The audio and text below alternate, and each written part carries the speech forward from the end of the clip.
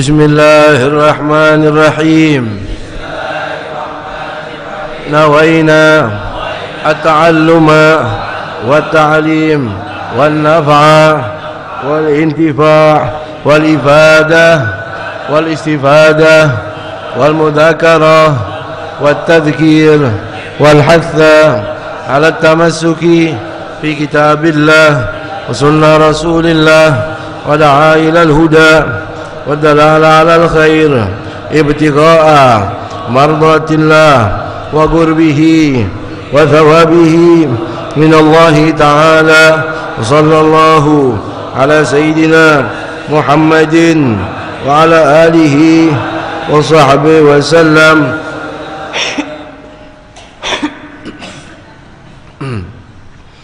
Alhamdulillah, wassalatu wassalamu ala sayyidina Rasulillah Muhammad ibn Abdullah wa ala alihi wa sahbihi wa man walah, wa la hawla wa la quwata illa billah, wa ma taufiqi illa billah, alaihi tawakkaltu wa ilaihi unib, wa hasbunallahu wa ni'mal wakil, ni'mal maula wa ni'mal nasir.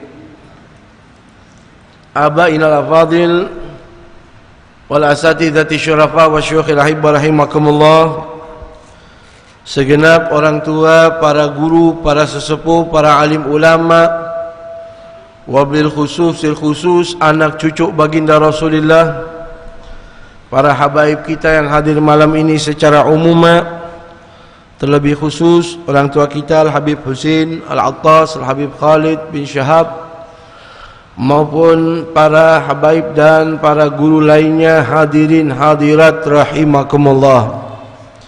Demikian juga kaum nisa, kaum ibu-ibu, juga para penonton streaming dimanapun berada.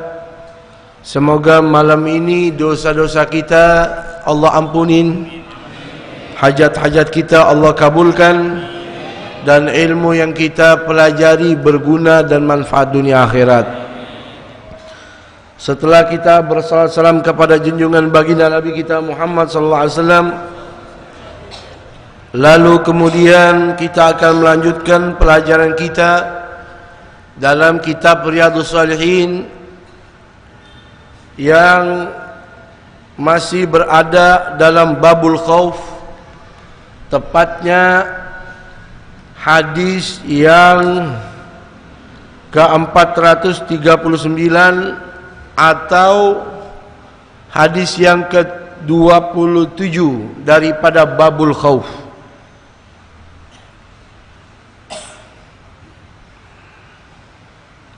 Bismillahirrahmanirrahim. Qala al-muallif rahimahullah wa nafa'ana bi fid darain amin, radhiyallahu ankum anna wa 'anil muslimin ajma'in. Wa an Abi Nujayhin Amr ibn Absata bi fathil ain, wa an Abi Nujayhin Amr ibn Absata bi fathil ain wal ba, As-Sulami radhiyallahu anhu qala kuntu wa ana fil jahiliyati adunnu anna an-nasa ala dalalatin wa annahum laysu ala syai'in وهم يعبدون الأوثان فسمعت برجل بمكة يخبر أخبارا فقعدت على راحلتي فقدمت عليه فإذا رسول الله صلى الله عليه وسلم مستخفيا جراء عليه قومه فتلطفت حتى دخلت عليه بمكة فقلت له ما أنت؟ قال أنا نبي. قلت وما نبي؟ قال أرسلني الله. قلت وبأي شيء أرسلك؟ قال أرسلني بصلة الأرحام وكسر الأوثان وأن يوحد الله لا يشرك به شيء.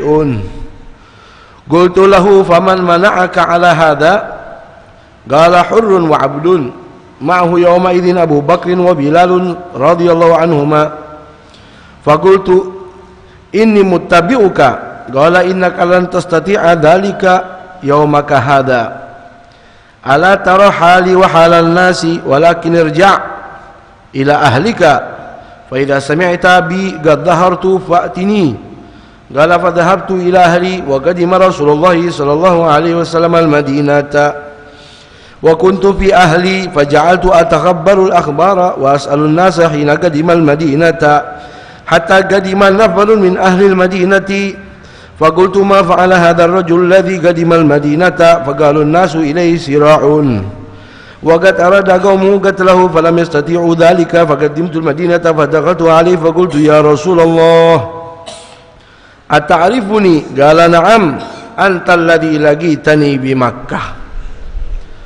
Berkatalah muallif dalam kitabnya, semoga Allah merahmatinya dan kita mendapatkan barokahnya, amin. Ini hadis lumayan panjang. Mudah-mudahan Allah kasih kepada kita waktu yang barokah. Udah ketemu hadisnya? Udah? Ini hadis diriwayatkan oleh Imam Nujay yang bernamakan Amrin.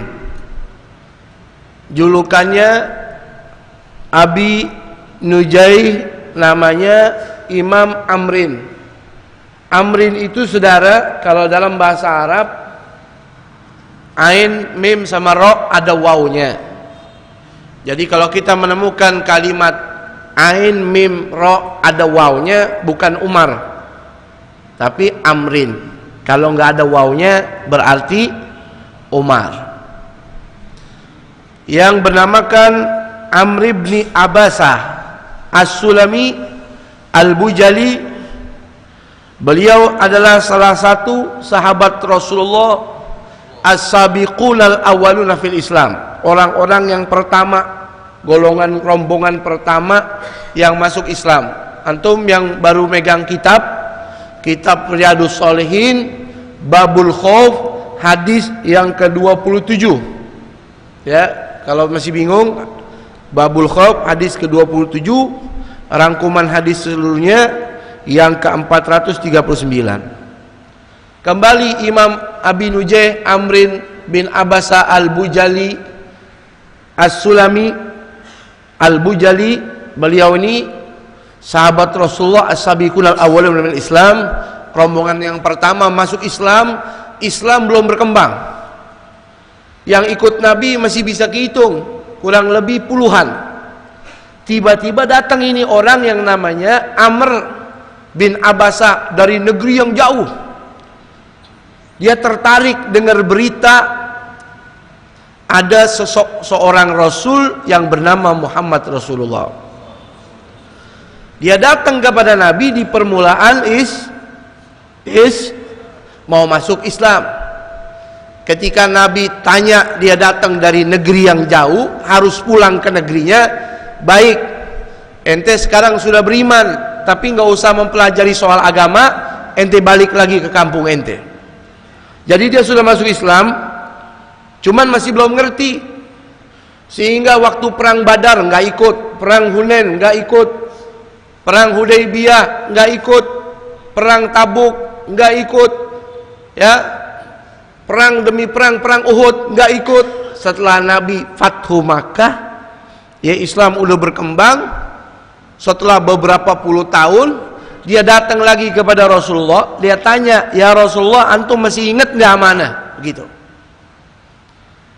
Ya, ujung hadisnya, ata'rifuni ya Rasulullah, wahai Rasul, antum masih ingat amanah nggak? Qala na'am. Ya, kata Nabi, ya, antal ladzi laqitani bi Makkah. Kamu dulu yang pernah menjumpai saya di kota Mekah. Ini sekarang Nabi udah balik ke kota Mekah, udah Fathu Makkah. Ya, Islam udah berkembang. Tapi ini sahabat bukan berarti dia tidak mulia karena tidak hadir perang Badar, tidak hadir perang Uhud, tidak hadir perang Hunain, Hudaybiyah, Tabuk dan perang-perang lainnya. Dia menjadi orang mulia, makanya hadisnya dimasukkan dalam kitab besar. Satu, karena hadis ini yang akan kita bahas sangat penting berbicara tentang urusan agama kita yang sangat berhubungan dengan ilmu fikih. Satu. Yang kedua, karena ini orang yang bernama Amrin bin Abasa, beliau ini orang-orang yang pertama masuk Islam. Sementara orang yang paling mulia itu orang-orang yang pertama masuk Islam. Ini kelebihannya, ya. Beliaulah Imam Amr bin Abasah As-Sulami Al-Bujali, ya, rahimahullah wa ardah. Sampai akhirnya beliau meninggal di kota Hims yang ada di Syria, ya, yang ada di Syria. Mudah-mudahan makamnya belum dihancurin sama musuh-musuh Allah Jalla Jalaluhu wa Ta'ala azamatuh. Biasanya di sana udah nggak ada yang awet. Makam para sahabat, makam para wali, semuanya dihancurin. Nauzubillahi min. Mudah-mudahan negeri kita bakal makmur, ya, selamanya makmur. Sampai tiba pada suatu saat udah nggak ada lagi orang ngaji di Jakarta. Antum pegang omongan ana, nggak ada lagi nih masjid, nggak ada lagi antum ngaji begini, udah nggak ada. Udah nggak ada lagi makam-makam yang bakal nampak enak diziarahin, udah nggak ada. Makanya antum jangan buang-buang waktu. Akan datang suatu saat kita mau ibadah bingung, tempat ibadahnya udah nggak ada. Mau ngaji, gurunya udah meninggal semua. Jadi jangan buang-buang kesempatan. Selagi Allah memilih kita ini orang-orang yang masih terpanggil, semangat, ya, seperti itu. Selagi Anda dipilih menjadi orang-orang yang dekat, jangan menjauh, jangan. Karena banyak orang yang mau mendekat, Anda akan rugi.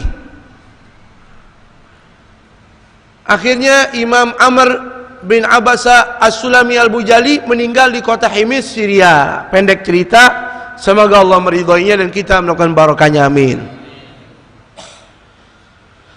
Qala kuntu wa ana fil jahiliyah, dulu waktu saya masih jahiliyah, belum masuk adunnu anna nasa ala dhalatin, saya menganggap orang-orang itu berada dalam kesesatan. Kenapa saya bilang orang-orang pada sesat? Wa annahum laisu ala syai'in, mereka itu berdiri, ya, berpijak laisu ala syai'in, di atas pondasi yang tidak kokoh. Contohnya wahum ya'budunal awtham, mereka itu kerjaannya cuma bisa nyembah patung yang nggak bisa ngasih manfaat, nggak bisa ngasih mudarat. Ya, saya waktu zaman jahiliyah lihat orang kok bingung, patung disembah-sembah. Ini belum masuk Islam nih, belum, udah bingung. Ini tanda-tanda orang yang dapat sinar hidayah. Fasami'tu birajulin bi Makkah, tiba-tiba saya mendengar ada orang yang mulai kesohor, namanya ada di kota Mekah. Lalu yukhbiru akhbaran, yang dia punya karakter lagi memberitakan cerita-cerita yang aneh. Ya, faqa'atu ala rahilati, maka saya tiba-tiba semangat, qa'atu, saya ikut nimrung, ikut duduk bersama rombongan saya yang mau pergi ke kota Mekah. Ini suara di dalam jelas nggak? Jelas? Belum ngantuk? Apa perlu dikasih kopi jahe dulu?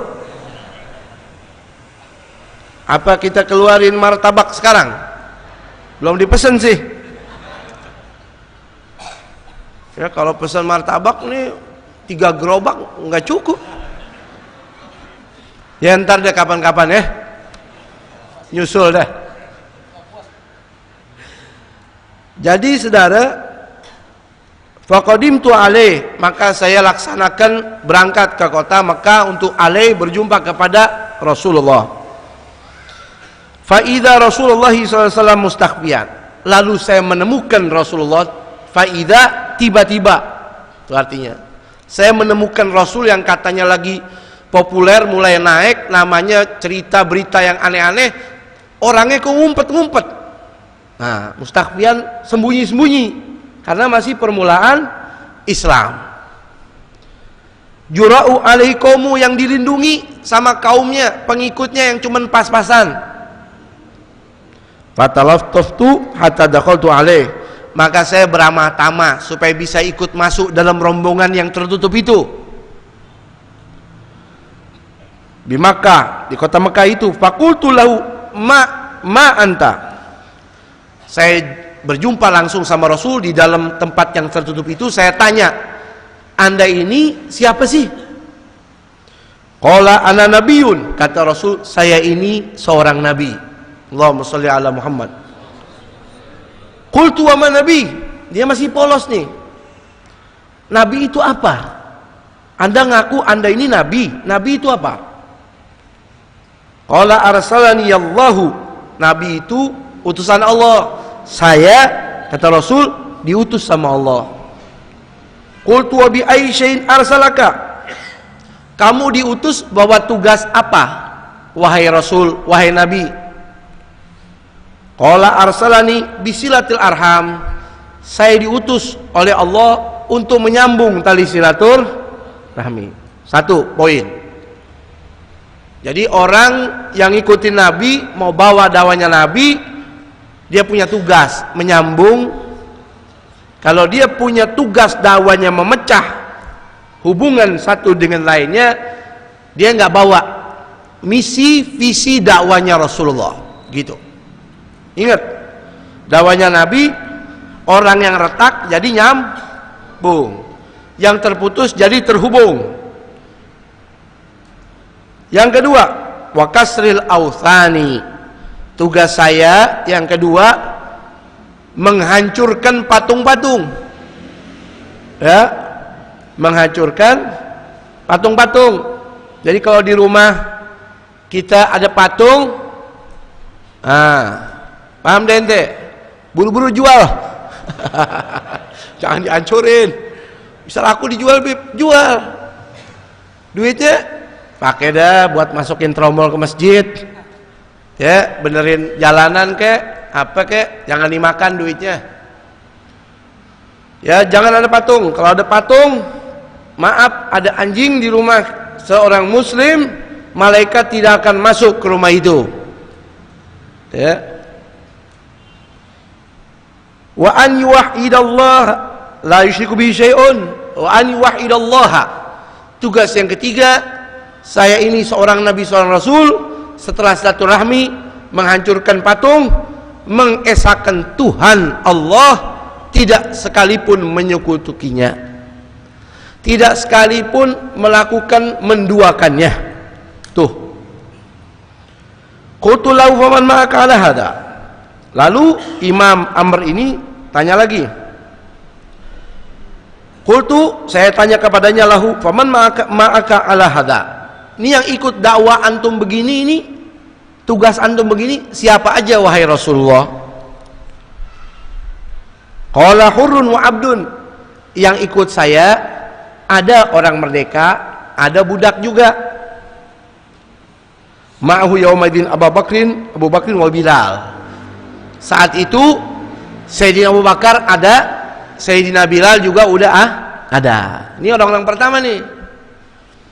Awalun nas man amana bir rasuli minar rijal Abu Bakar Siddiq. Orang yang pertama beriman kepada Nabi dari kaum laki, Sayyidina Abu Bakar. Wa awalun nasi man amana bir rasul minal abid Bilal bin Rabah.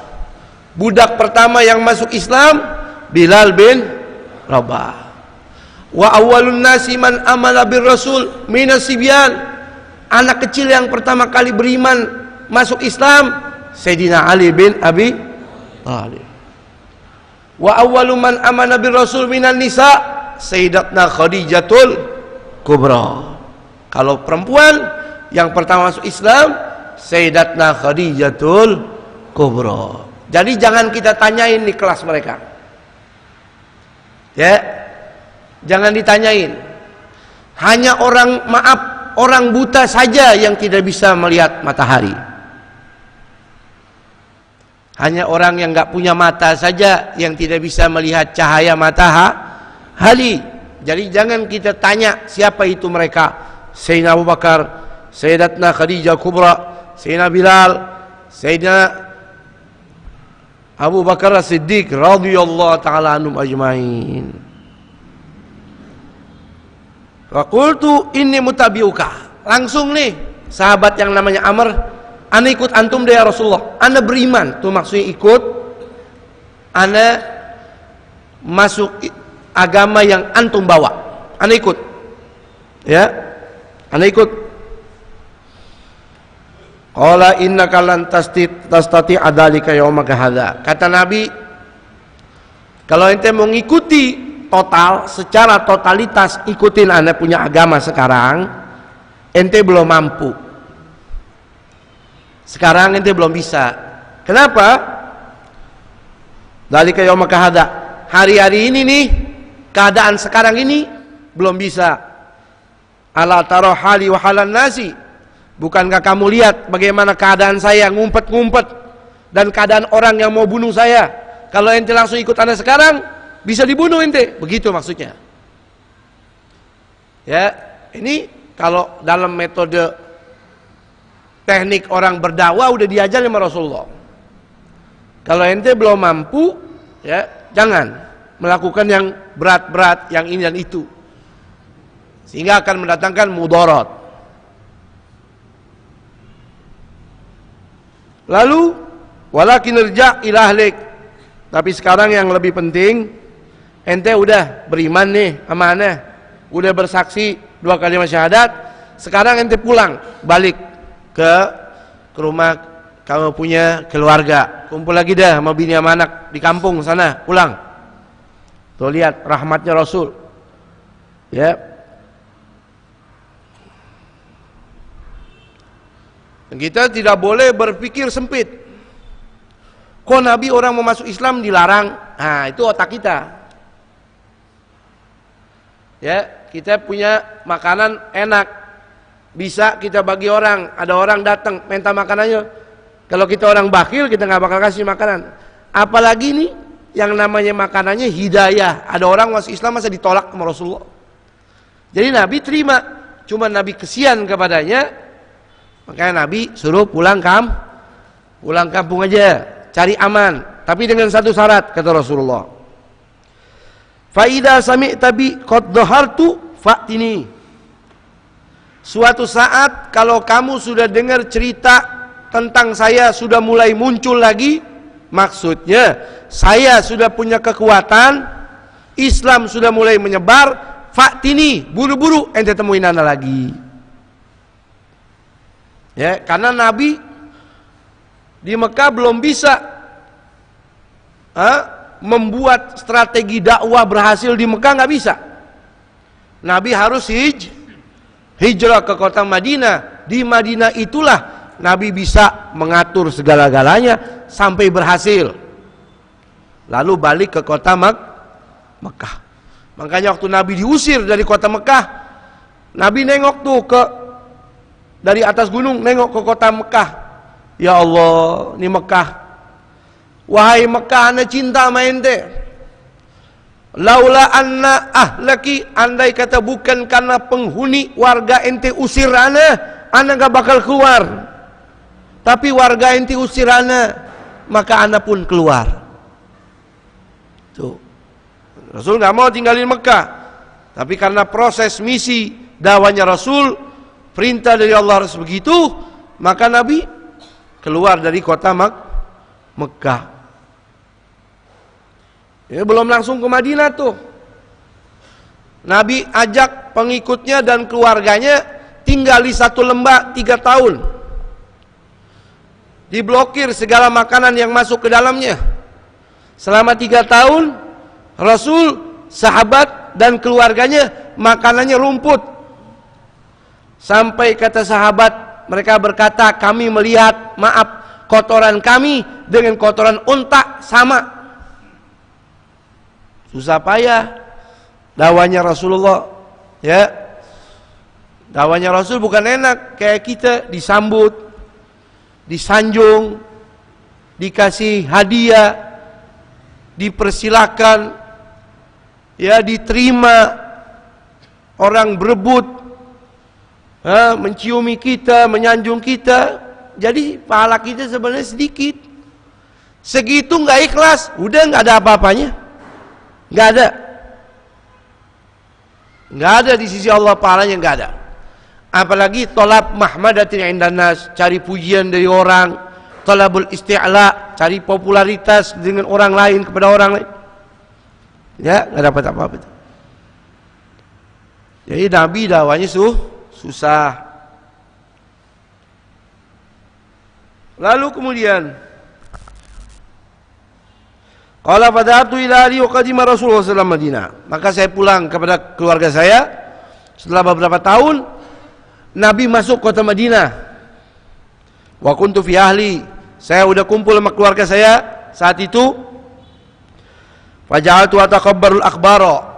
Maka saya pun mencari-cari berita tentang Rasulullah lagi. Saya tanya teman-teman saya, keluarga saya tanya-tanya, itu bagaimana? Rasul ada di mana? Kapan datang? Ya, rumahnya di mana? Was'alun nasa hina qadimal madinata hatta qadima nafrun min ahli al-Madinah. Sudah dapat beritanya, as'alun nasa, saya punya tanya kepada orang, hina qadimal madinata, setelah saya sampai di kota Madinah, nafar min ahli Madinah, saya bawa keluarga saya semua masuk kota Madinah. Saya tanya orang, Nabi di mana? Rumahnya yang mana? Fakultu ma fa'ala hadzal rajul ladzi qadima Madinah. Saya tanya sama orang juga. Takutnya Nabi di situ belum kuat pengikutnya. Saya tanya-tanya kepada orang. Di sini Rasulullah bagaimana keadaannya, dakwanya bagaimana? Ternyata orang pada terima nih. Faqalun nasu ilai siraun. Kata orang yang ditanya saat itu, ada yang enak, ada yang enggak enak. Kata dia, orang berbondong-bondong datang kepadanya. An-nasu ilai sira'un. Orang berbondong-bondong datang kepadanya. Waqad arada qaumu qatalahu. Sementara dahulu pengikutnya berbondong-bondong datang kepadanya mau membunuhnya. Tapi di sini Madinah orang berbondong-bondong menyambut kedatangannya, begitu. Falam yastati'u dzalik. Tapi mereka yang dulu mau bunuh nggak bisa, dilindungi sama Allah. Faqadimtul Madinata, maka saya datang ke Madinah. Fadakhaltu alaih, saya berjumpa dengan Rasulullah. Faqultu ya Rasulullah ta'rifuni? Dia tanya, wahai Rasulullah, antum masih kenal ana enggak? Nah begitu. Qala na'am, ya saya masih kenal kamu. Antal ladzi laqitani bi Makkah. Kamu orang yang dahulu nemuin saya di kota Mekah kan? Nah begitu. Masih berlanjut nih hadis. Masih sanggup? Coba kita minum dulu.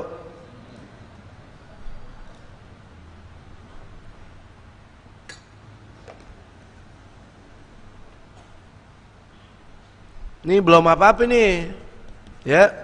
Masih belum ngapa-ngapain nih, baru cerita-cerita doang. Ya, kalau kacang nih, ya kulitnya aja masih kotor, kita bersihin dulu. Belum dikukus, belum. Ya, ibarat kata nasi kebuli, kambingnya masih loncat-loncatan.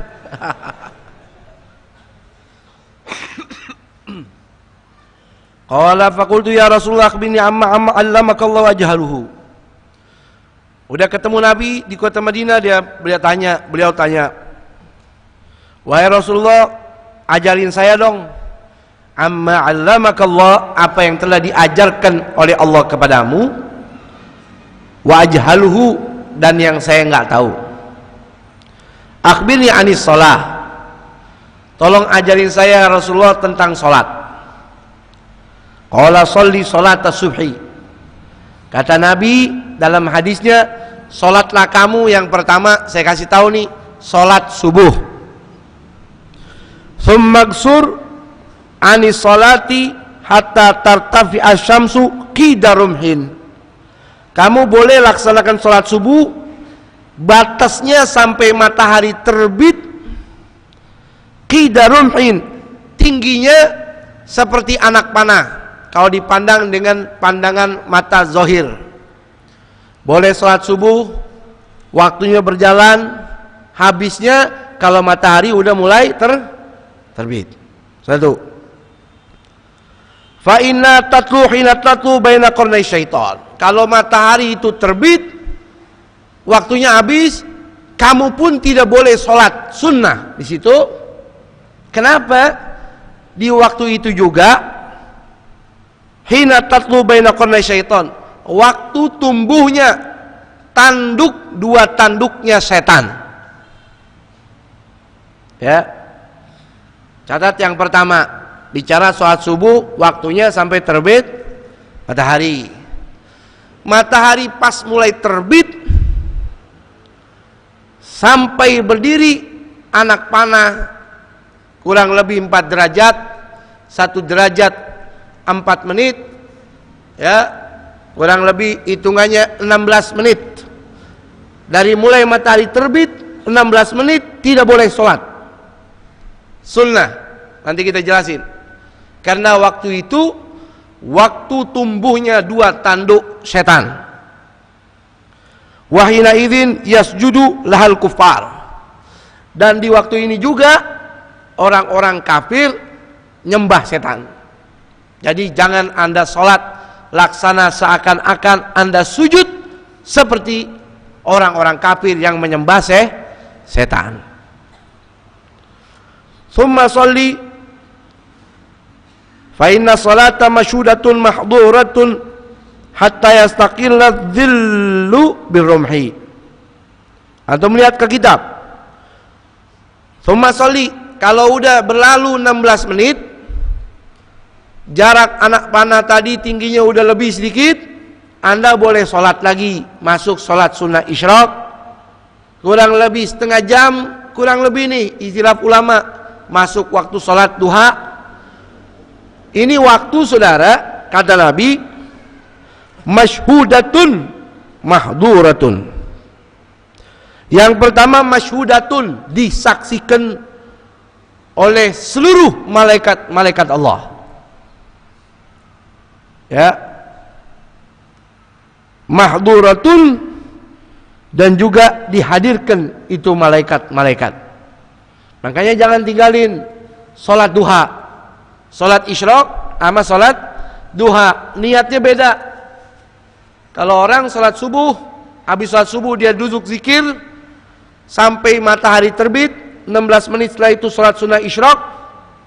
Kata Nabi, dia sholat sunnah 2 rakaat, setelah itu sholat sunnah isyraq, dia dapat pahala pergi haji dan umroh sempurna, kata Rasulullah. Berlalu sedikit waktunya sholat duha, kata Nabi, la fagra ma'ad duha, tidak bakal fakir orang yang sholat duha. Ya, nah ulangin, la fagra ma'ad duha, nggak bakal fakir orang yang sholat duha. Sholatnya ikhlas, dia lakoninya juga tulus, tidak bakal miskin, kecuali dia ragu kepada Rasulullah, kecuali dia sholatnya karena manusia, bukan karena Allah, akhirnya susah mulu. Mudah-mudahan jadi orang kaya semuanya habis sholat duha. La fagra ma'ad duha kama anna la ghina ma'az zina. Kata Nabi, tidak bisa kumpul, tidak bisa miskin orang yang salat duha, sebagaimana tidak bisa kaya orang yang zina. Duha rajin, zina juga rajin, susah dunia, susah akhirat. Nggak bakal kaya. Kenapa Kubib nggak bakal kaya? Karena Anda zina. Siapa yang bilang? Rasulullah, bukan saya. Saya zina terus kaya. Bagi Anda itu kekayaan, tapi sesungguhnya itu adalah api yang membuat Anda semakin lupa kepada Allah. Jadi waktu berjalan terus, isyraq, duha, hatta yastaqilla adzillu birumhi, hingga waktu berjalan sampai matahari, ya, dan bayangan matahari tersebut seukuran dengan birrumi, setinggi panah tadi. Tadi anak panah, ini udah tingginya seperti panah, ya, kurang lebih udah waktu jam 11 lebih tuh, udah setengah 12.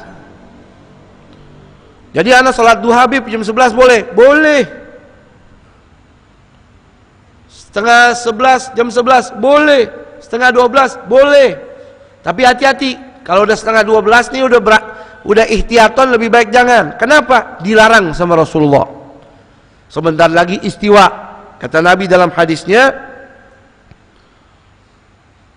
ya, sumakthur anis salah, berhenti dari salat. Saat itu, fa innahu hina idin tusjaru jahannam. Karena kalau udah masuk waktu istiwa, disitulah api neraka ditiup kembali oleh Allah, biar lebih dahsyat lagi. Ditiupnya waktu istiwa. Istiwa itu wujudus samsi an wasatis sama, matahari persis ada di langit. Jadi kalau ditaruh paku kayu nggak ada bayangannya. Kalau kita berdiri nggak ada bayangannya. Itu namanya zilul istiwa. Namanya istiwa. Tidak boleh kita sholat sunnah di situ, kecuali di hari Jumat. Karena dalam riwayat hadis dari Rasul diriwayatkan Imam Abu Dawud, yaumul jum'ah la tusajjaru jahannam. Khusus hari Jumat api neraka nggak ditiup, stop. Makanya orang boleh sholat sunnah sebelum azan zuhur Jumat tuh boleh. Padahal di situ waktu istiwa. Waktu istiwa itu nggak panjang, hanya beberapa menit. Hati-hati kita sholat sunnah di situ, kecuali hari Jumat. Nggak apa-apa, karena hari Jumat api neraka jahanam di stop oleh Allah. Dalam hadis riwayat Imam Abu Dawud, bisa dikaji dalam kitab Hasyiah Baijuri jilid pertama, tentang waktu yang diharamkan sholat. Lalu kemudian faida akbalal fai'u fasalli. Kalau sudah mulai tergelincir itu posisi bayangan, sudah mulai bergerak, fasalli, boleh sholat. Karena di situ masuk waktu azan zuhur. Lalu fa inna sholata masyhudatun mahduratun. Sholat di waktu itu juga disaksikan oleh malaikat dan dihadiri.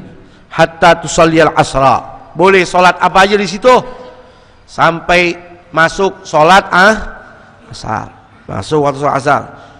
Kalau udah selesai sholat asar, tsummaksur, stop, ya, tsummaksur, lalu stop anis sholah, dari sholat apapun, hatta taghrubas syamsu, sampai matahari terbenam. Habis sholat asar nggak boleh sholat sunnah. Faina taqrubu baina qarnay syaitan. Di situ juga waktu terbenamnya matahari, grup orang kafir menyembah setan. Wahina idin yasjudul kuffar, yang mana orang kafir semua pada nyembah setan di waktu itu. Qala faqultu ya Nabi Allah. Nah, ini selesai tentang satu bab. Tadi bab pertama, perjumpaan Amr dengan Rasulullah, di mana dia berkehendak mau masuk Islam. Selesai sampai ketemu sama Nabi. Bab kedua dari hadis ini berbicara tentang waktu yang diharamkan sholat. Masuk bab ketiga nih. Masih sanggup? Baik. Nggak jadi nih pesan martabak ya. Baik, masuk bab ketiga. Qala faqultu ya Nabi Allah. Dia tanya lagi, wahai Rasulullah, fal wudu'u haditsni anhu. Kalau wudu itu apa? Ajarin dong saya ya Rasulullah, bagaimana wudu itu, apa gunanya, fungsinya? Ya. Faqala ma minkum rajulun yuqarribu wadu'ahu. Lalu fayatamadmadu wa yastanshiku wa fayastanthir illa qarat khotoya wajhi fihi khayashimi. Kata Nabi dalam hadisnya, Rasul bersabda, ma minkum rajulun yuqarribu wadu'ahu. Tidaklah seseorang mengambil air wudunya. Yuqarribu, mendekatkan, maksudnya ngambil. Ya, kalau di sini yuqarribu, ya, qarraba yuqarribu, Ya, dia mengambil mendekatkan atau didekatkan air, intinya ambil air wudu. Wadu air. Ada wudu, ada wado'ah. Kalau wado'ah air.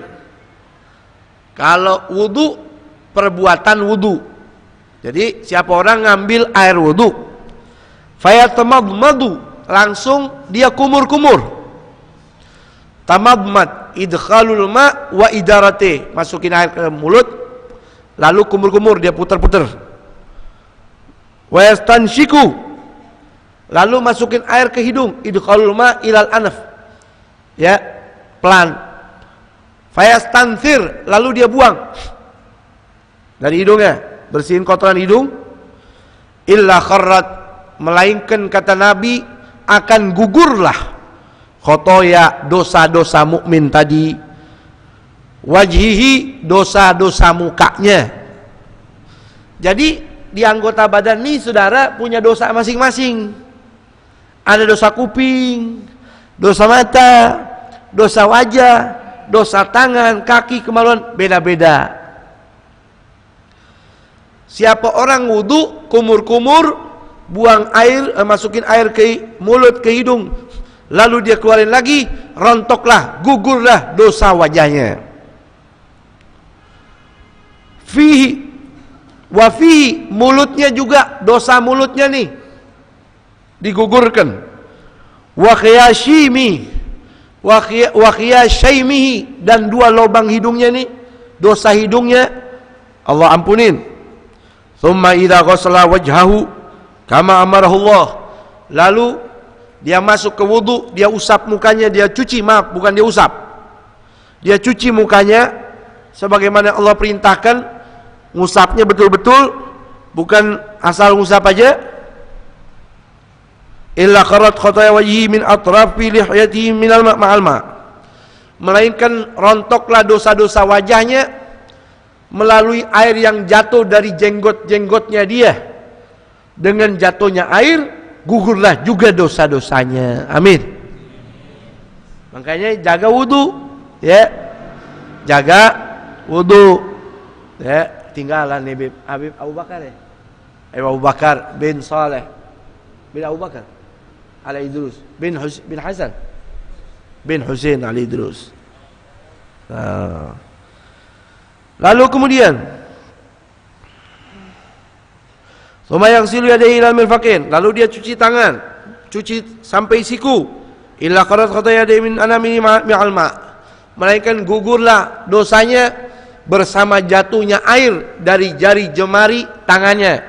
Makanya makruh kalau orang habis wudu dia ciprat air. Ini kata ulama tabri'ah minal ibadah, seakan-akan dia mau selesai dari ibadah, biar selesai aja. Sehingga makruh kalau orang wudu, dua tuh diantaranya dia cipratin atau dia usap pakai anduk mukanya, ini makruh.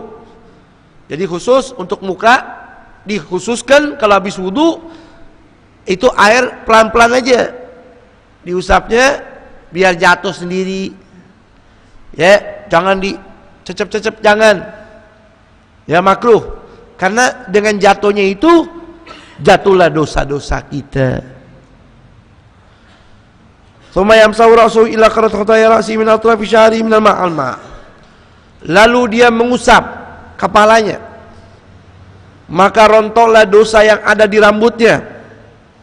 Makanya kalau bisa ngusap kepala nih, rambut agak banyakin, ratain supaya semua kena air, jatuh air, gugurlah dosa.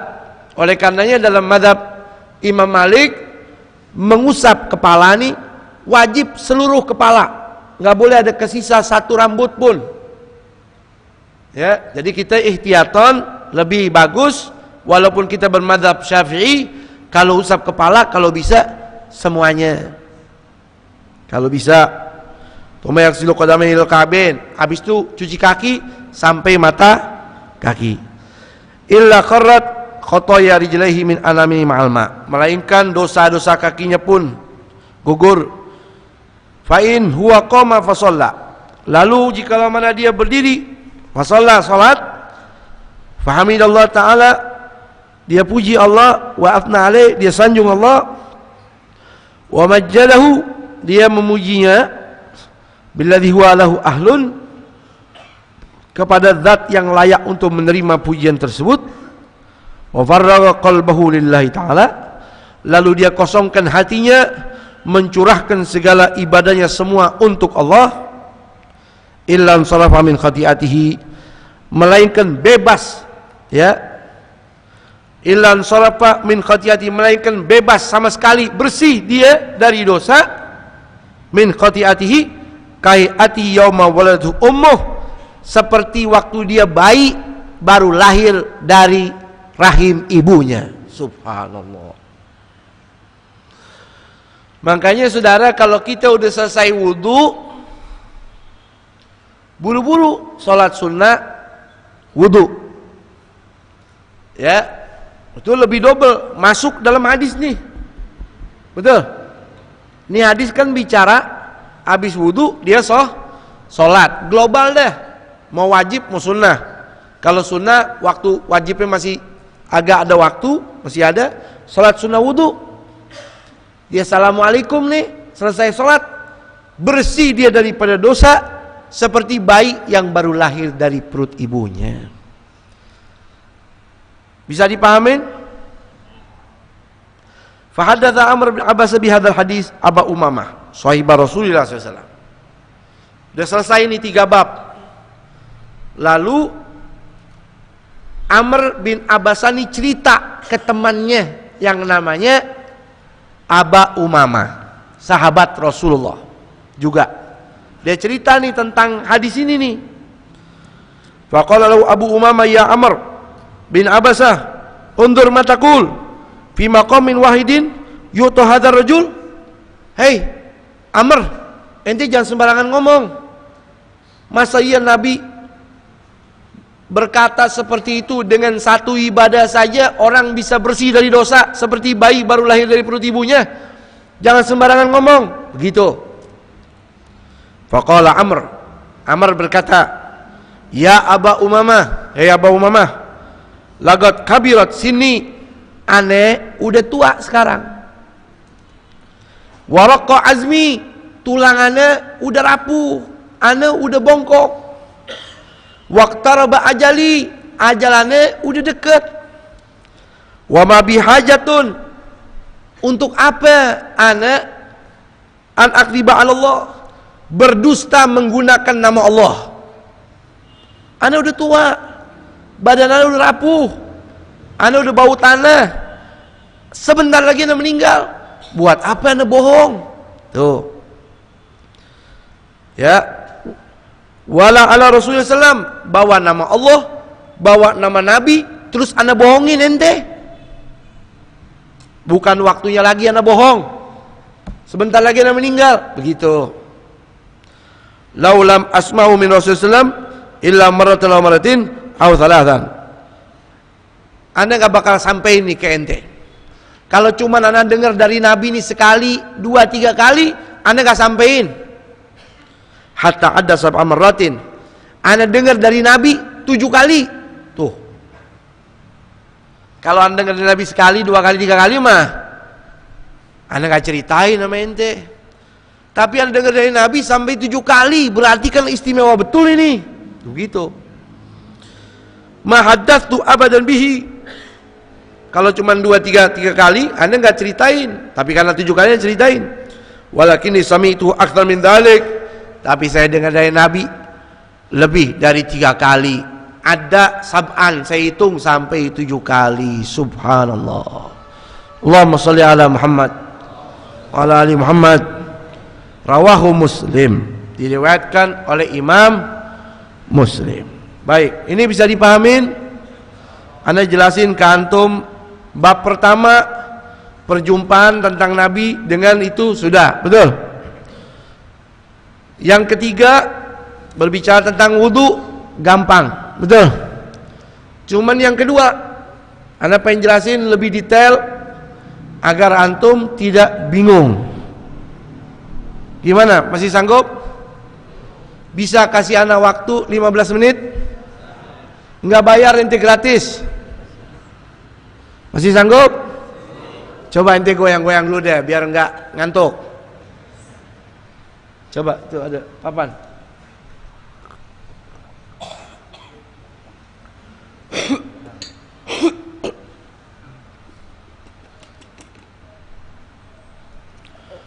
Ente ridho kasih waktu 15 menit? Ridho? Ikhlas?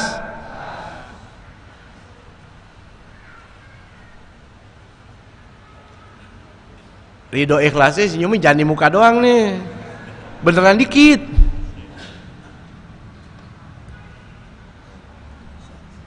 Wah, coba.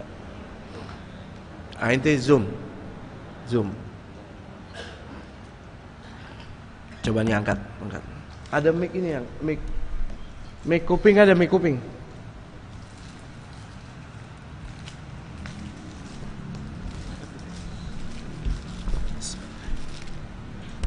Mic kuping ada? Ada. Gitu. Dia pegang nih. Dua jam ya.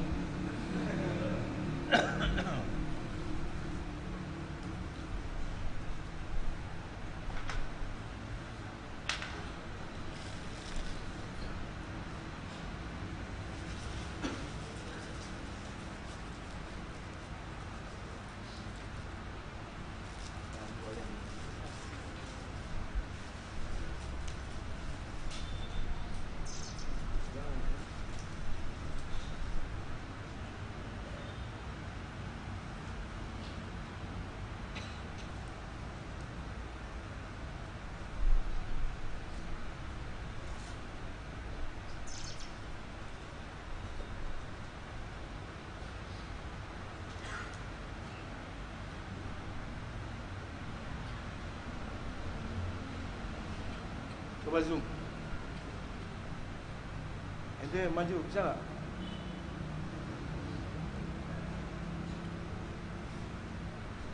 Waktu ada mic. Coba, cepat.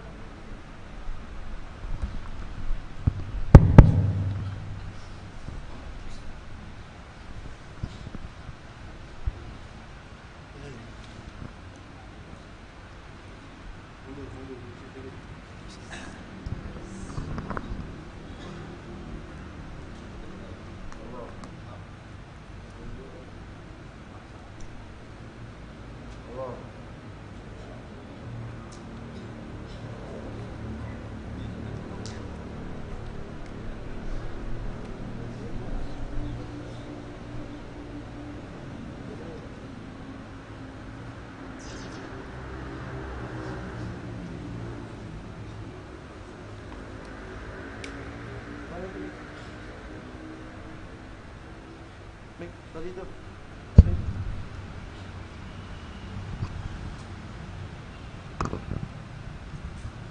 Waktu-waktu yang diharamkan fiha al-awqatu, waktu-waktu allati tuhramu, yang diharamkan fiha di dalam waktu-waktu as-shalah ada 5.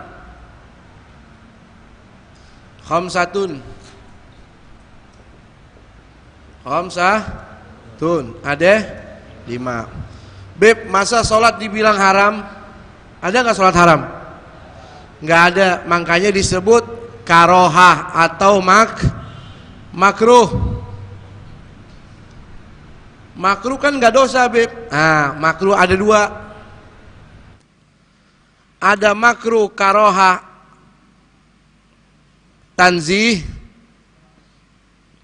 tanzihun, ada makruh karohah tahrim.